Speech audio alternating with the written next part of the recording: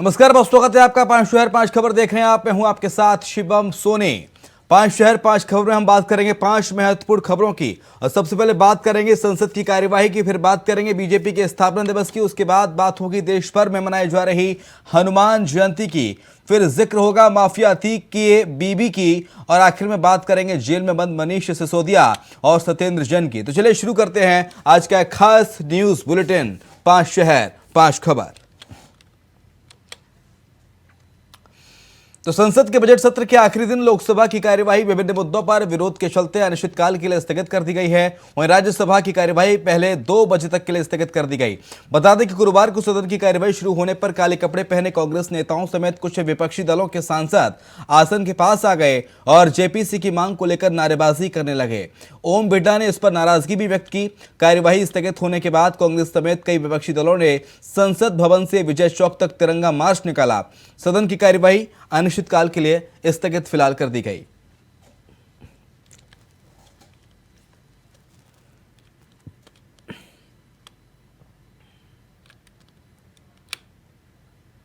तो दोनों सत्र अनिश्चितकाल के लिए स्थगित कर दिए गए हैं और इसके साथ ही विपक्षी दलों ने तिरंगा मार्च निकाला और जेपीसी पर जांच की मांग की। जेपीसी जांच की मांग की। सदन की कार्यवाही अनिश्चितकाल के लिए स्थगित हो गई है। आपको बता दें कि राज्यसभा की कार्यवाही पहले 2 बजे तक के लिए स्थगित कर दी गई थी और गुरुवार को सदन की कार्यवाही शुरू होने पर जमकर काले कपड़े पहनकर विरोध जताया कांग्रेस नेताओं ने। विपक्ष दलों के सांसद आसन पर आ गए और जेपीसी की मांग को लेकर नारेबाजी करने लगे। दिनकर आनंद, संसद अनिश्चितकाल के लिए दिनकर स्थगित हो गई है। फिलहाल क्या अपडेट आपके पास? और आज जमकर नारेबाजी हुई, मार्च किया गया तिरंगा लेकर कांग्रेस के द्वारा, विपक्षी दलों के द्वारा। पूरी खबर क्या है, विस्तार से बताइए। जी शिवम, आपको बता दें गुरुवार के दिन आज संसद के बजट सत्र का आखिरी दिन था। उम्मीद थी कि आज सदन में चर्चा होगी, कई मुद्दों पे अहम चर्चा होगी, क्योंकि ये लंबे समय से जो संसद का बजट सत्र चलता आ रहा था उसका आज आखिरी दिन था। लेकिन कमोबेश देखने को वही मिला जो हमेशा होता है, जो पूर्वानुमान हर कोई लगा सकता है। आज लोकसभा की कार्रवाई की शुरुआत होती है। विपक्ष जहाँ काले कपड़े में नजर आता है तो वहीं बीजेपी के लोग, बीजेपी के सांसद भगवा में नजर आते हैं। अगर राज्यसभा की बात कर ले तो वहाँ पे भी सेम चीजें रहती है। कांग्रेस अध्यक्ष मल्लिकार्जुन खड़गे रहते हैं, उनके नेतृत्व में लगातार जेपीसी की मांग, अडानी के मुद्दे को लेकर गर्मा गर्मी का माहौल रहता है। एक तरफ से बीजेपी राहुल गांधी माफी मांगो, राहुल गांधी का राग अपनाए हुए हैं, जबकि राहुल गांधी की सदस्यता अब जा चुकी है। लेकिन सदन में राहुल गांधी आज भी एक अहम मुद्दा है और वो शायद आगे भी रहेंगे। आपको बता दें शिवम, इसके बाद जब सदन की कार्रवाई को स्थगित कर दिया गया उसके बाद सभी विपक्षी दलों ने एकजुटता दिखाते हुए संसद से विजय चौक तक तिरंगा मार्च निकाला। इस दौरान काफी संख्या में पुलिस बल मौजूद रहे, जिसको लेकर कई सांसदों ने कहा भी कि हम यहाँ पे कोई क्रिमिनल नहीं है जिनके लिए इतने फोर्सेस लगाई गई है। हम यहाँ एक जनता के द्वारा चुने हुए सांसद हैं और जनता के प्रतिनिधि यहाँ पे प्रतिनिधित्व कर रहे हैं, लेकिन हमारे लिए भी इतने सारे फोर्सेस लगाने की क्या जरूरत है। मल्लिकार्जुन खड़गे ने ज्वाइंट प्रेस कॉन्फ्रेंस कर कहा कि नरेंद्र मोदी और बीजेपी लोकतंत्र की बड़ी बड़ी बातें करती है, लेकिन लोकतंत्र को बीजेपी मानती नहीं है। 50 लाख करोड़ रुपए का बजट पास कर दिया गया बिना किसी भी चर्चा के। 12 मिनट के अंदर बजट पास कर दिया गया, लेकिन सदन में चर्चा नहीं की गई। ये कैसी राजनीति है? मैंने आज तक अपने राजनीति के 54 वर्ष बिता दिए, लेकिन मैंने ऐसी राजनीति नहीं देखी थी शिवम। और इसके साथ साथ जेपीसी की मांग पर लगातार हंगामा जारी है। अडानी मुद्दे को उठाने की कोशिश विपक्ष लगातार कर रहा है और लेकिन ऐसे में संसद स्थगित हो गई है अनिश्चितकाल के लिए। अब तो मानसून सत्र का इंतजार करना होगा। फिलहाल विपक्ष इस मुद्दे को कैसे भुनाएगा और इसका जरिया क्या होगा, प्लेटफॉर्म क्या होगा? दिनकर जी शिवम, देखिए अडानी का मुद्दा स्टार्ट कांग्रेस ने किया, लेकिन ये धीरे धीरे यह मुद्दा सभी विपक्षी पार्टियों के बीच फैलता गया। आज के डेट में अगर बात कर ली जाए तो आम आदमी पार्टी हो या फिर टीएमसी हो या फिर समाजवादी पार्टी हो, बीएसपी हो, जितने भी दल हैं सभी अडानी के मुद्दे पर जेपीसी की मांग कर रहे हैं। सारे दलों का कहना यही है कि आखिर बीजेपी डर क्यों रही है? अडानी का भी बीजेपी के मुख से नहीं निकल रहा है। वहीं इसके बाद उन्होंने कहा कि आज जब स्पीकर ने चाय की आज पेशकश की थी, आज अंतिम दिन स्पीकर ने शाम में आज चाय की पेशकश की सभी विपक्षी दलों के पास, उसका भी सभी विपक्षी दलों ने बहिष्कार किया है। लेकिन आपको बता दें एनसीपी और टीएमसी जो कि विपक्षी दलों की एक अहम राजनीतिक पार्टी बताई जाती है, वो इस चाय पार्टी में शामिल हो रही है, जो कहीं ना कहीं विपक्षी एकता में एक डेंट लगाने का काम करेगा शिवम। क्योंकि महाराष्ट्र की राजनीति को देखें तो एनसीपी वहाँ पे एक अहम दल है। तब अगर बंगाल की बात करें तो वहाँ पे ममता दीदी का गढ़ माना जाता है। अब चाय में जाना पेशकश करना टीएमसी और देखिए, आपसे एनसीपी अपडेट्स लगाते लेते रहेंगे। बहुत शुक्रिया दिनकर आपका तमाम सारी जानकारी को साझा करने के लिए। भारतीय जनता पार्टी के 44वें स्थापना दिवस पर प्रधानमंत्री मोदी ने पार्टी कार्यकर्ताओं को संबोधित किया और इस दौरान पीएम ने बीजेपी के भविष्य की सियासत का खाका खींचते हुए सामाजिक न्याय के बहाने दलित पिछड़ों को ही सिर्फ साधने की नहीं बल्कि विपक्ष की कोशिशों पर सीधा प्रहार किया। परिवारवाद और भ्रष्टाचार का जिक्र करते उन्होंने विपक्षी दलों पर निशाना साधा। 2014 में हुए सत्ता परिवर्तन को देश का पुनर्जागरण उन्होंने बताया। बता दें कि पीएम का संबोधन देश भर में 10 लाख बीजेपी कार्यकर्ता वर्चुअली सुन रहे थे। इसके साथ ही सभी राज्यों में बीजेपी मुख्यालयों पर कार्यक्रम का आयोजन किया गया। 2 से 303 तक का सफर सफलता के शिखर पर किस तरह से भारतीय जनता पार्टी पहुंची, इसका भी बखान किया गया।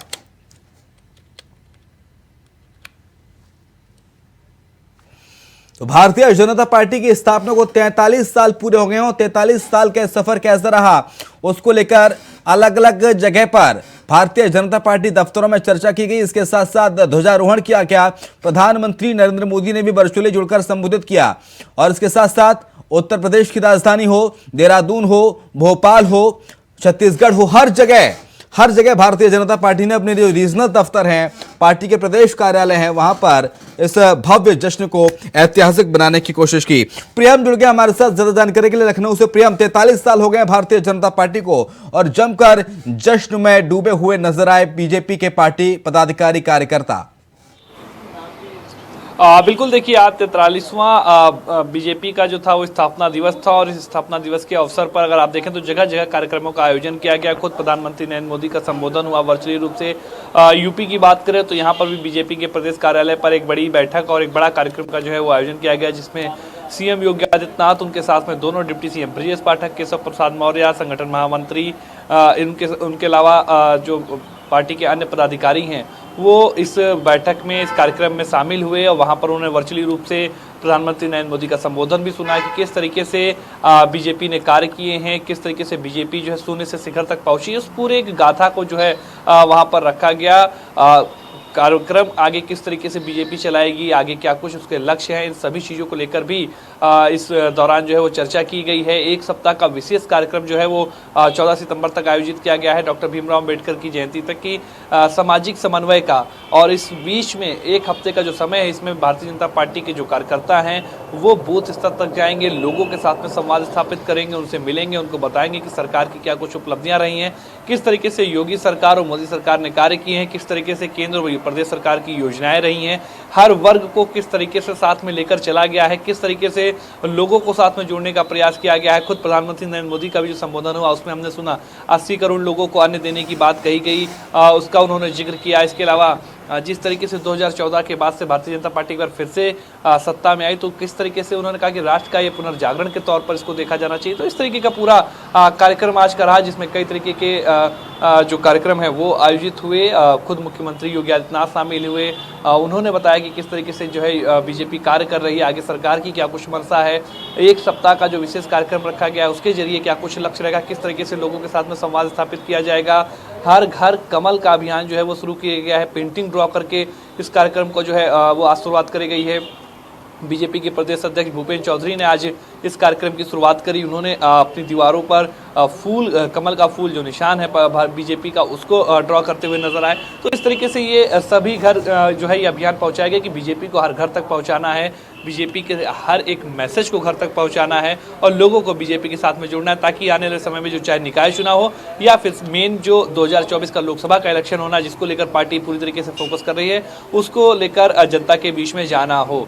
इन चुनाव में कैसे पार्टी बेहतरीन परफॉर्मेंस करेगी, किस तरीके से पार्टी को बेहतरीन परिणाम मिलेंगे और किस तरीके से क्या रणनीति रहेगी, इन सभी चीज़ों को लेकर क्या मंथन जो है वो किया जा रहा है। लगातार रणनीति बनाई जा रही है, बीजेपी लगातार स्ट्रेटेजी बना रही, लोगों के साथ में संवाद स्थापित किए हुए बैठकों का दौर जारी है, लोगों के साथ मिलने का दौर जारी है, योजनाओं को लागू करने का दौर जारी है और कार्यक्रम इस तरीके के लगातार हम लोग को देखने को मिल रहे हैं। और आज से भी एक विशेष कार्यक्रम जो है समन्वय से जो कार्यक्रम है वो शुरुआत की गई है, जो कि 14 अप्रैल तक चलेगा और इस दौरान बीजेपी के जो कार्यकर्ता है वो बूथ स्तर तक जाएंगे, लोगों के साथ में संवाद स्थापित करेंगे। इसके साथ साथ इन भाषणों में प्रधानमंत्री के भाषण की बात करें अब फिर योगी आदित्यनाथ की, क्या नजर आया? 2024 का कोई रोड मैप नजर आया सरकार का बीजेपी के भाषण में? साफ तौर पर जो संबोधन हुए सभी के संबोधन में एक बात स्पष्ट थी कि उनका जो लक्ष्य अभी फिलहाल जो टारगेट है वो 2024 का लोकसभा इलेक्शन है और उस इलेक्शन के पहले ये बात मैसेज लोगों तक पहुंचाना भी एक बड़ा लक्ष्य है कि जो सरकार की तरफ से काम किए गए हैं, जो सरकार की योजनाएं रही हैं, चाहे वो केंद्र में मोदी सरकार की योजनाएं रही हो या फिर प्रदेश में योगी सरकार की योजनाएं, उनका आम लोगों को लाभ किस तरीके से मिल रहा है, लोग किस तरीके से उनके साथ जुड़ रहे हैं और आने वाले समय में जो कुछ योजनाएं जो पाइपलाइन में है वो जब लागू होंगी तो उनका किस तरीके से लोगों को लाभ मिलेगा। इन सभी चीज़ों से कहीं ना कहीं लोगों को रूबरू कराने का प्रयास भी किया गया ताकि लोग जाने कि बीजेपी किस तरीके से काम कर रही है और कितना काम कर रही है और उसका फायदा आने वाले चुनाव में उसको देखने को मिले। खैर, बहुत शुक्रिया आपका तमाम सारी जानकारी को साझा करने के लिए। देश भर में हनुमान जयंती का त्योहार धूमधाम के साथ मनाया गया। हनुमान जयंती के दौरान किसी तरह की अनहोनी ना हो इसकी पुख्ता तैयारियां की गई। दिल्ली से लेकर बिहार और पश्चिम बंगाल में सुरक्षा बलों की तैनाती की गई। हनुमान जयंती के मौके पर गृह मंत्रालय ने हनुमान जयंती पर एडवाइजरी जारी की। एडवाइजरी में सभी राज्यों में कानून व्यवस्था बनाए रखने के निर्देश दिए गए। बता दें कि दिल्ली के जहांगीरपुरी इलाके में शोभा यात्रा के पहले दिल्ली पुलिस और अर्धसैनिक बलों के जवानों के साथ ही दंगा नियंत्रण वाहन भी तैनात किए गए। इससे पहले 4 अप्रैल को दिल्ली पुलिस ने शोभा यात्रा की अनुमति देने से इनकार कर दिया था, लेकिन बुधवार को शोभा यात्रा के आयोजकों ने दिल्ली पुलिस को पत्र लिखकर इजाजत नहीं देने के फैसले पर पुनर्विचार करने के लिए कहा था। इसके बाद पुलिस ने संवेदनशील इलाके में 200 मीटर तक शोभा यात्रा निकालने की अनुमति दी है।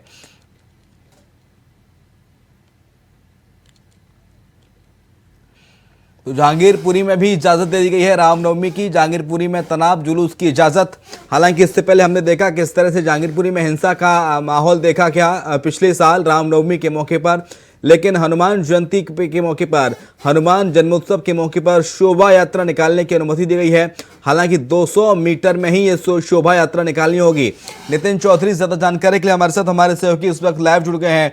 नितिन, शोभा यात्रा की परमिशन मिल गई है हनुमान जन्मोत्सव के मौके पर जहांगीरपुरी में, फिलहाल क्या अपडेट, कैसी तैयारियां हैं सुरक्षा बलों की, कैसे चाक चौबंद इंतजाम किए गए, एक बार विस्तार से बताइए, पूरी खबर क्या है? ये देखिए शिवम, बिल्कुल देश में जो है धूमधाम से हनुमान जयंती मनाई जा रही थी। दिल्ली की बात करें, दिल्ली के जहांगीरपुरी में, क्योंकि पिछली बार को जो दंगा हुआ था उस दंगे को देखते हुए अब की बार दिल्ली पुलिस को जो है एडवाइजरी भी जारी कर दी गई कि जिस तरीके से 200 मीटर के अंदर जो है इस हनुमान जयंती मनाई जाएगी। जिस तरीके से आज हनुमान जयंती के जो जयंती यहाँ पर लोग मना रहे हैं उनको पूरी तरीके से सुरक्षा व्यवस्था की भी यहाँ पर चौक चौबंद किया गया है। दिल्ली पुलिस जो है चप्पे चप्पे पर नज़र बनाई है, ड्रोन कैमरे के द्वारा भी इसमें नज़र बनी हुई है कि आखिरकार पिछली बार जो दंगा हुआ था वहाँ मस्जिद के सामने, तो उसी में जो दंगाइयों ने कुछ हमला किया था उसमें से पुलिसकर्मियों भी जो है घायल हुए थे, तमाम वहाँ पर लोग घायल हुए थे। तो उसको देखते हुए अब की बार केंद्र में गृह उसमें जो है पुलिस बल भी जो है तैनात कर दिया गया और केंद्र की तरफ से जो है पूरी तरीके से इसमें सुरक्षा व्यवस्था की बात कही गई कि सभी को जो है सुरक्षा व्यवस्था मिलनी चाहिए। दिल्ली पुलिस जो है चौक चौबंद लगाई गई है, चप्पे चप्पे पर नज़र बनाए हुए है। तो उसी को देखते हुए आज जो हनुमान जयंती थी वो देश भर में अलग अलग राज्यों में बनाई जा रही है। वहाँ के जो लोग हैं, वहाँ की जो पुलिस प्रशासन है, उनको सबको जो है एडवाइजरी जारी करने का भी बात कही गई थी कि सब अपने अपने क्षेत्र में जिस तरीके से हनुमान जयंती मना रहे हैं लोग, उसमें किसी प्रकार का कोई दंगा ना हो। जो दंगा होगा तो उसमें जो है आप लोगों को देखना पड़ेगा, क्योंकि ड्रोन कैमरे से भी अब की बार पुलिस ने निगरानी रखी है। लोगों को छतों पे भी देखा जा रहा है कि जो पिछली बार छतों पे लोग चढ़े थे, पत्थर वगैरह जो मारे थे मुस्लिम समुदाय के लोगों ने, तो उसी को देखते हुए अब की बार जो ड्रोन कैमरा उससे काफ़ी निगरानी रखी गई है जी। ठीक है, और लेकिन इसी के साथ साथ 200 मीटर में यात्रा निकालनी होगी, जो शोभा यात्रा की बात कही गई है। क्या रूट तय किया है प्रशासन ने और कितने जवान यहाँ पर तैनात होंगे, कब ये शोभा यात्रा निकाली जाएगी? हालांकि 5 से ज्यादा का टाइम हो गया है अभी। देखिए बिल्कुल जिस तरीके से 200 मीटर की यहाँ दिल्ली पुलिस की तरफ से एडवाइजरी जारी की गई थी कि 200 मीटर के अंदर ये जो है शोभा यात्रा निकाली जाएगी। उसमें जो है 200 से 300 लोग शामिल होंगे। दूसरी जो टीम होगी उसमें जो है 500 लोग शामिल होंगे। जिस तरीके से शोभा यात्रा का जो समय था वो 5 बजे से पहले का इसमें समय दे रखा था, लेकिन शोभा यात्रा जो निकालने की बात यहाँ हो रही थी तो उसमें जो है 2 रूट बनाए गए हैं।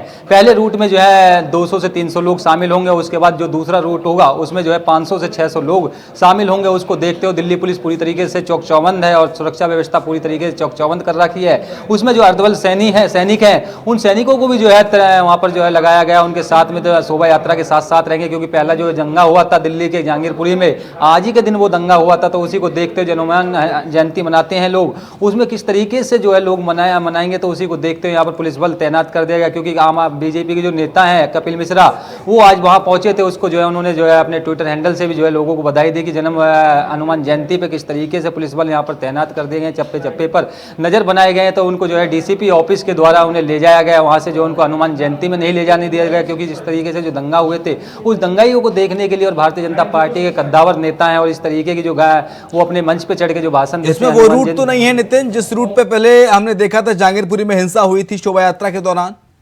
देखिए बिल्कुल शिवम, उसमें से जो कुछ रूट है उसमें से अब की बार जो रूट चेंज किया है, क्योंकि जो पिछली बार जो दंगा हुआ था उस दंगे के जो रूट थे उस रूट से थोड़ा जो है चेंज किया गया, क्योंकि इस पर ये जगह जहांगीरपुरी एक बड़ा इलाका है। इस नजर बना रखिए। आपका बहुत शुक्रिया तमाम सारी जानकारी को साझा करने के लिए। राज्यपाल हत्याकांड के गवाह उमेश पाल की हत्या में आरोपी माफिया अतीक अहमद की पत्नी शाइस्ता परवीन की अग्रिम जमानत अर्जी पर गुरुवार को सुनवाई पूरी हुई। उमेश पाल हत्याकांड के बाद से शाइस्ता परवीन फरार हैं, उस पर पुलिस ने 25,000 का इनाम घोषित कर रखा है। वहीं आज की सुनवाई में कोर्ट ने शाइस्ता परवीन की अग्रिम जमानत अर्जी खारिज कर दी है। वहीं बता दें कि पुलिस अतीक के गुर्गे के साथ शाइस्ता परवीन और उसके बेटे असद की तलाश में जुटी हुई है। पुलिस की ओर से अतीक के गैंग पर लगातार नकेल कसी जा रही है और इसी बीच अतीक का बेटा और उसका भाई दोनों का एक वीडियो सामने आया है जिसमें वो परिवार के कई सदस्य ताबड़तोड़ फायरिंग करते हुए नजर आ रहे हैं। अतीक की पत्नी शाइस्ता की अर्जी खारिज हो गई है। उमेश पाल हत्याकांड में नामजद आरोपी है शाइस्ता परवीन।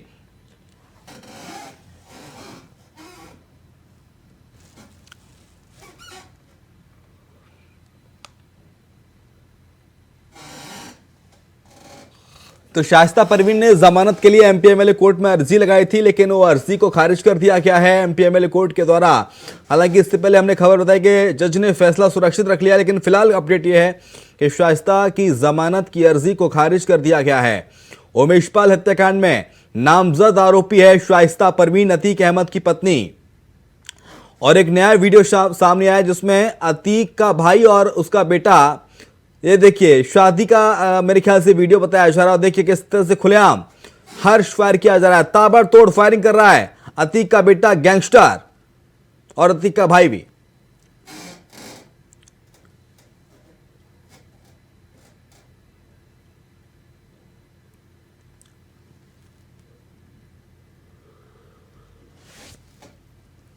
शुएब रिजवी ज्यादा जानकारी के लिए हमारे साथ हमारे सहयोगी इस वक्त प्रयागराज से लाइव जुड़ गए हैं। शुएब, कितना बड़ा झटका कहें अतीक एंड कंपनी को? अतीक अहमद को उम्र कैद, अब उसके बाद शाइस्ता परवीन की जमानत अर्जी खारिज। बिल्कुल एक कोशिश थी शाइस्ता परवीन की तरफ से अर्जी देकर के अग्रिम जमानत की, हालांकि एक झटका कह सकते हैं जिसे नामंजूर कर दिया एमपीएमएलए कोर्ट ने, और अब कहीं ना कहीं गिरफ्तारी की तलवार एक बार फिर लटक रही है। हालांकि पिछले कुछ दिनों से लगातार एसटीएफ और पुलिस की टीम शाइस्ता परवीन को तलाश करने की कोशिश कर रही है, अभी तक कामयाबी नहीं मिली। शाइस्ता परवीन पर 25,000 रुपए का इनाम भी रखा जा चुका है। अब उम्मीद की जा रही हो सकता है कि अगर गिरफ्तारी न हो तो इनाम की राशि भी बढ़ाई जाए, लेकिन शाइस्ता परवीन की जो एक उम्मीद थी कोर्ट के जरिए उसको झटका लगा है। कोर्ट ने इस याचिका को खारिज कर दिया है, क्योंकि कोर्ट की तरफ से कहा गया कि एक गंभीर मामले में वो आरोपी हैं, ऐसे में उन्हें जमानत नहीं दी जा सकती। तो इस तरह से अग्रिम जमानत की जो याचिका है वो खारिज कर दी गई है, और ये कह सकते हैं कि अतीक अहमद और उनके परिवार की मुश्किलें कम होने का नाम नहीं ले रही, लगातार मुश्किलें हो रही है और कोर्ट से भी उन्हें झटके पे झटके मिल रहे हैं। ठीक है, लेकिन इसके साथ साथ एक वीडियो वायरल हो रहा है जिसमें अतीक का भाई और बेटा फायरिंग कर रहे हैं। कौन है दोनों शख्स? अतीक के बेटे, क्या है असद है? असद फायरिंग कर रहा है क्या? एक शादी का वीडियो बताया जा रहा है, कहाँ का वीडियो है, कुछ खुलासा है इसके बारे में? देखिए ये वीडियो वायरल करीब 6 से 7 साल पुराना बताया जा रहा है, किसी शादी के प्रोग्राम का है, और जो तस्वीरों में 2 लोग दिख रहे हैं, हालांकि कई लोग फायरिंग कर रहे हैं, उसमें से अशरफ और अतीक का बेटा अली बताया जा रहा है जो छोटा था उस वक्त की तस्वीरें हैं, वीडियो है, उसमें वो फायरिंग कर रहा है। लेकिन जिस तरह से फायरिंग की जा रही वो ये इस बात की ओर साफ संकेत कर रही कि कहीं ना कहीं ऐसे लोगों ने बचपन से ही बंदूक से और पिस्टल से खेलना इनका शौक रहा है, और एक छोटे बच्चे से जिस तरह से फायरिंग न सिर्फ कराई जा रही है उसको बल्कि सिखाया भी जा रहा है, साथ ही साथ खुद भी फायरिंग की जा रही है। ये चीजें कहीं ना कहीं दर्शाती हैं कि शुरू से ही इस तरह के शौक रहे हैं इन लोगों के। उसमें जिस तरह से एक साथ कई फायरिंग होती है, 100 से 150 राउंड की फायरिंग दिखाई दे रही। शादी का वीडियो बताया जा रहा, हालांकि इसकी बहुत पुष्टि नहीं है कि कब का और किसकी शादी और कहाँ का वीडियो है, लेकिन अतीक के भाई अशरफ और अतीक का एक बेटा उसमें दिख रहा है, जिसके बारे में कहा जा रहा है कि अली है। हालांकि अशरफ और अली फिलहाल जेल में है, एक बरेली की जेल में है जबकि अली प्रयागराज की जेल में बंद है। लेकिन ये वीडियो जिस तरह से उमेश पाल की हत्या के बाद वायरल हो रहा है, चर्चाओं के बाजार में तमाम तरह की चर्चाएं हो रही हैं कि किस तरह से, देखिए ये असलहों से बचपन से ही ये लोग खेलते रहे हैं और इस तरह की घटनाएं अगर इन्होंने की है तो ये अंदाजा लगाया जा सकता है कि इनके शौक किस तरह के हैं।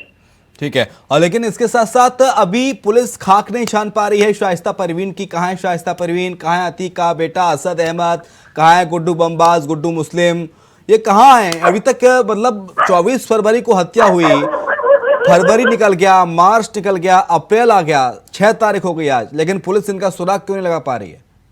बिल्कुल निश्चित तौर पर ये कह सकते हैं कि जिस तरह से लगातार पुलिस की टीमें जो कोशिशें कर रही है, 5 लाख का इनामी है, ये 5 लोग जो शूटर्स हैं, लेकिन पुलिस उन तक ना पहुंच पाई है अभी तक। हालांकि उनके मददगारों तक पुलिस ने शिकंजा कसा है, कई को हिरासत में लिया है, कई से पूछताछ की है, कुछ को जेल भी भेजा है।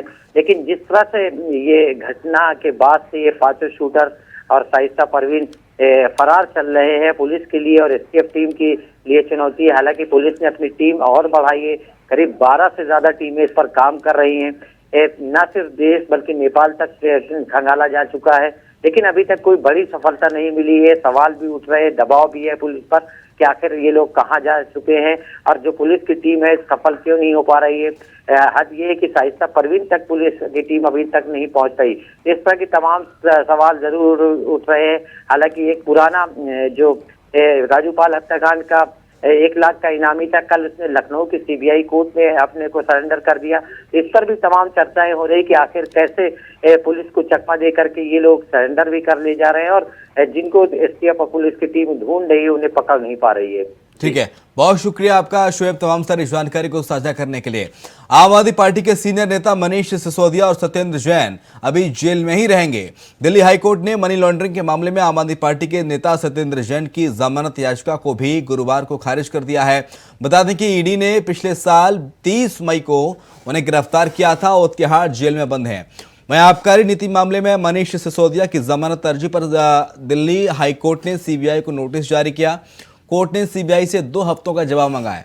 हाई कोर्ट में अगली सुनवाई 20 अप्रैल को होगी। तो लगातार मुश्किलें बढ़ती जा रही हैं सत्येंद्र जैन की और आम आदमी पार्टी के नेता मनीष सिसोदिया की। दोनों की जमानत अर्जी को खारिज कर दिया गया है। हाई कोर्ट ने याचिका पर सीबीआई से जवाब हालांकि मांगा है।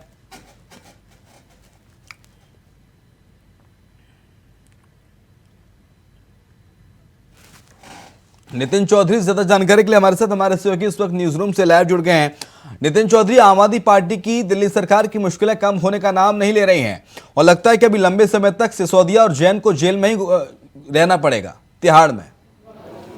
ये देखिए, बिल्कुल आम आदमी पार्टी को झटके पे झटका लग रहा है। मनीष सिसोदिया इससे पहले जेल में बंद है, फिर आम आदमी पार्टी के जो मंत्री हैं सत्येंद्र जैन वो खुद को इसमें जो है जेल के अंदर बंद है। जिस तरीके से आम आदमी पार्टी को एक बड़ा झटका लग रहा है। बता दें कि इस तरीके के आम आदमी पार्टी के जो सत्येंद्र जैन हैं मंत्री ही थे और उसके बाद में डिप्टी सीएम जो थे मनीष सिसोदिया, आज दोनों की याचिका पर सुनवाई होनी थी, लेकिन सत्येंद्र जैन को उससे भी जो है निराश होना पड़ा। जिस तरीके से याचिका पर सुनवाई थी वो सुप्रीम कोर्ट का रुख किया था, लेकिन सुप्रीम कोर्ट से भी उन्हें जो है पूरी तरीके से न्याय नहीं मिला। लेकिन उसके बाद बता दें कि मनीष सिसोदिया को जो है 20 अप्रैल तक जो है जेल के अंदर रहना पड़ेगा मनी लॉन्ड्रिंग के मामले में। और इसके बाद जो ईडी ने उनसे पूछताछ की थी, तो ईडी की पूछताछ के बाद दोनों नेताओं को जो है अभी फिलहाल जो है जेल में रहना पड़ेगा। उसी के बाद तो इसमें जो है दोनों आज याचिका पे सुनवाई होनी थी, लेकिन सुनवाई के बाद वहाँ से सत्येंद्र जैन और आम आदमी पार्टी के उप मुख्यमंत्री मनीष सिसोदिया को जो है निराश होना पड़ा जी।